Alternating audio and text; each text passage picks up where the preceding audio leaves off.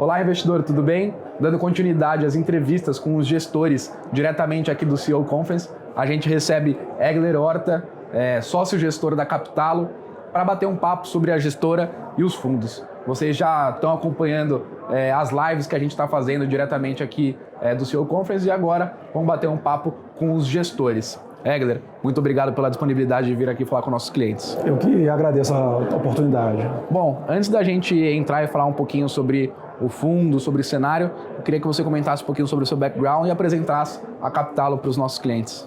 A Capitalo está fazendo 10 anos esse ano. A casa começou com foco em multimercados. Os principais fundos da empresa, o Capitalo Capa e o Capitalo Zeta, têm tido bastante sucesso ao longo dos últimos anos. A gente se baseia numa estrutura de multigestão, ou seja, nós temos vários gestores, cada um especializado em uma determinada área do mercado, renda fixa, câmbio, commodities, estratégias sistemáticas e bolsa, né?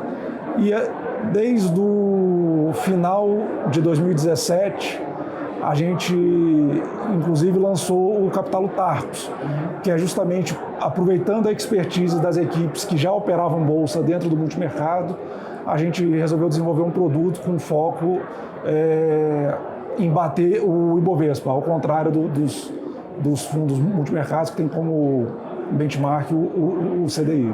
Legal, perfeito. Adentrando mais um pouquinho e sem fugir aqui do evento que está acontecendo aqui atrás da gente, é uma pergunta que a gente está fazendo para todos os gestores que passam por aqui. Eu queria saber a sua opinião, a importância de estar aqui dentro do CEO Conference, com várias empresas, diversas empresas que vocês estão podendo ter contato, tanto as empresas quanto cenários políticos que vocês acompanharam. Qual que é essa importância de estar tão próximo das empresas?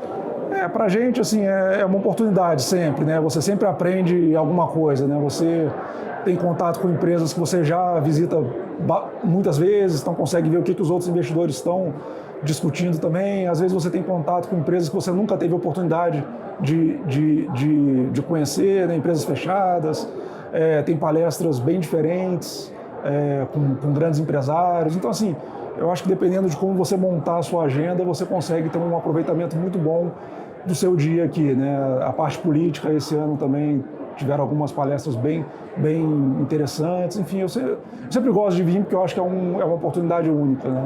Legal. Bom, adentrando mais para a gente falar sobre cenários, e antes de entrar no fundo, de falar de posições, enfim, eu queria saber como que está a visão da Capitalo e a sua visão, você que é o gestor do fundo Capitalo Tarcos, para o cenário de 2019.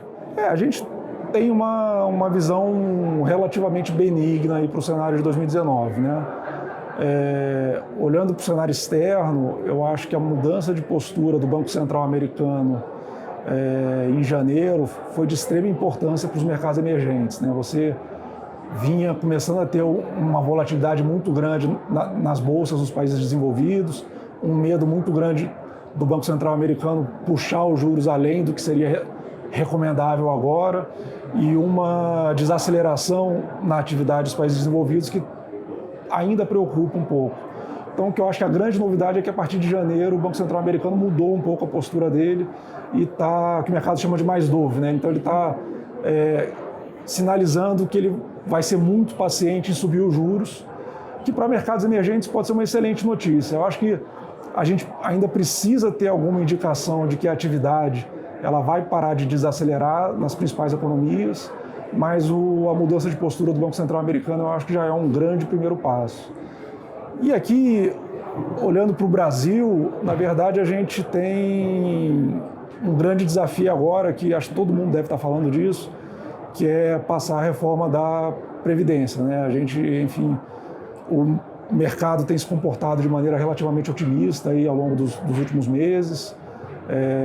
Acho até um otimismo que tem um pouco de fundamento, porque, enfim, a gente está saindo de uma recessão muito profunda, mas o país tem esse problema fiscal de crescimento de gastos que precisa ser endereçado e a reforma da Previdência é fundamental para isso. Então, eu acredito que nos próximos 2, 3 meses aí a gente vai ter um período aí de um pouco mais de volatilidade, que é meio que a negociação com o Congresso, o que vai passar, o que não vai passar, qual é o resultado final, mas dado que é um assunto que já foi extremamente discutido aí por todo mundo, enfim. Eu acho que o governo teria que ter uma inabilidade muito grande para não conseguir passar uma reforma média, que eu acho que, francamente, na minha opinião, deve ser a expectativa dos agentes hoje. Então, em passando a reforma, a gente vai para a discussão que eu acho que é uma discussão potencialmente boa para a Bolsa, que é o crescimento de lucratividade das empresas. E aí eu acho que a gente tem bastante espaço para ter boas notícias à medida que o país cresce mais.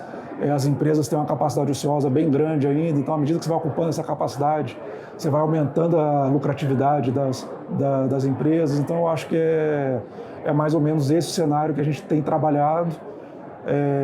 Não acho que vai ser um cenário sem volatilidade, a gente vai ter alguns sustos aí durante o caminho, mas no geral a gente tem uma visão relativamente benigna aí pro cenário. Legal, Egler.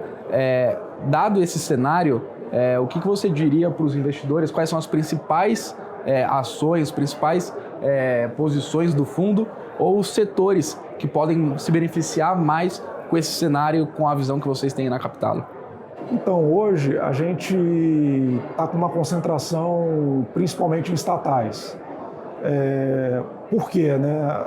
A nova equipe econômica ela tem um foco em diminuir o Estado e eu acho que é um diagnóstico até que eu acho correto de tentar vender algumas estatais e as que não forem possíveis de serem vendidas completamente, você vai vender pequenas partes delas, né? Então, vou dar um exemplo de uma ação que a gente gosta bastante, que é a Petrobras. A Petrobras está com um plano de venda das refinarias. Eu acho que não é só você vender a refinaria que é bom, né? Na verdade, além do ganho financeiro que a empresa tem de vender um ativo para pagar uma dívida, que hoje ela é uma empresa endividada, que tem uma dívida cara, você tem um ganho de governança extremamente positivo. A cada governo novo que entra, você fica preocupado qual vai ser a política desse governo para o preço da gasolina e do óleo diesel. A cada subida que o petróleo dá no mercado externo, você fica preocupado, como aconteceu em 2017 com a greve em 2018, no caso, com a greve dos caminhoneiros, enfim, perturbações assim. Na medida que você não tiver mais um monopólio estatal do refino, isso vai ser muito benéfico, porque a formação de preços dos combustíveis não vai ser mais devida a um monopólio estatal. Vão ser várias empresas privadas, um mercado aberto que vai colocar o preço aonde ele deve estar, né? Então, eu acho que isso, por si só, vai diminuir bastante a percepção de risco que as pessoas têm lá da empresa. Então, é uma aposta que a gente gosta bastante. Eu estou citando uma venda, né? Mas tem outros ativos que eles vão vender, como talvez um pedaço da BR Distribuidora, os gasodutos, enfim, tem sempre alguma coisinha ali que eles pretendem fazer.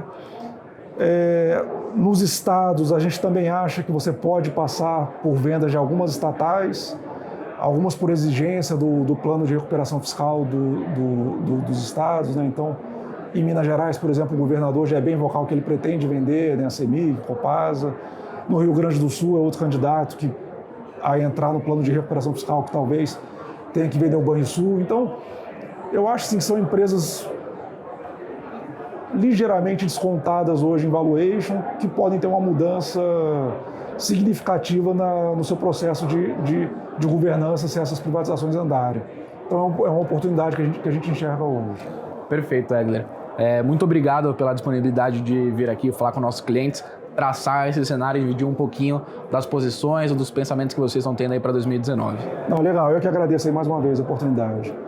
Bom, investidor, se ficou alguma dúvida, deixe seu comentário aqui embaixo desse vídeo que iremos te ajudar. E se você ficou interessado em investir nos fundos da Capitalo, basta acessar o link que estará aqui na descrição. Até o próximo vídeo.